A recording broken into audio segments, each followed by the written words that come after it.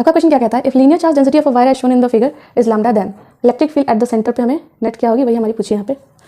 आप लोग को पता है linear charge density that is lambda is equals to charge divided by length और यूनिट लेंथ, ये होती है हमारी। हमें क्वेश्चन में देखा है कि एक वायर है जो कि सर्कुलर है, ठीक है।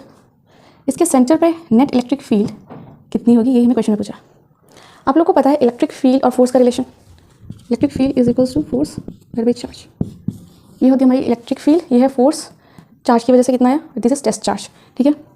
तो इससे हमें पता चल रहा है देयरफॉर डायरेक्शन, यहाँ से हमें पता चल रहा है कि इलेक्ट्रिक फील्ड जो है डायरेक्टली प्रोपोर्शनल है फोर्स के, therefore direction of electric field equals to direction of force.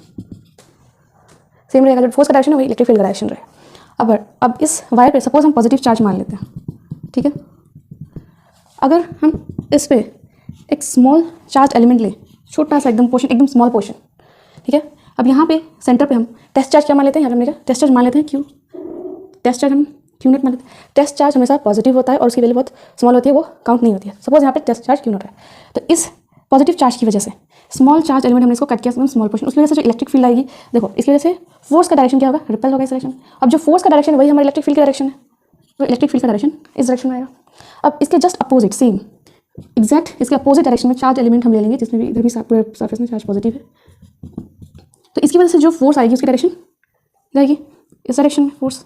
अब जो फोर्स का डायरेक्शन है हमारा वही तो इलेक्ट्रिक फील्ड का भी डायरेक्शन है, यानी कि इसमें हमारी इलेक्ट्रिक फील्ड का डायरेक्शन भी हमारा इस साइड में, यानी कि ये दोनों जो है वो कैंसिल कर रहे हैं, इसीलिए ये दोनों कैंसिल करें। इसलिए हम देख सकते हैं अगर यहाँ पे अगर नेगेटिव चार्जेस होगा, सपोज हम मान लेते हैं यहाँ पे नेगेटिव चार्जेस है वायर पे, तो क्या होता है इसकी वजह से अगर टेस्ट क्यू नॉट है तो इस अगर ये नेगेटिव होता तो टेस्ट चार्ज सभी हमारा पॉजिटिव आएगा, टेस्ट चार्ज पॉजिटिव होता है, तो इसकी वजह से ये अट्रैक्शन फोर्स यहाँ पे जाएगी, तो फोर्स इधर अट्रैक्ट होती, और यहाँ पे भी इसके जस्ट अपोजिट में हम लेते तो यहाँ पे अट्रैक्ट होती, तभी ये एक दूसरे को कैंसिल कर रहे होते हैं, ठीक है।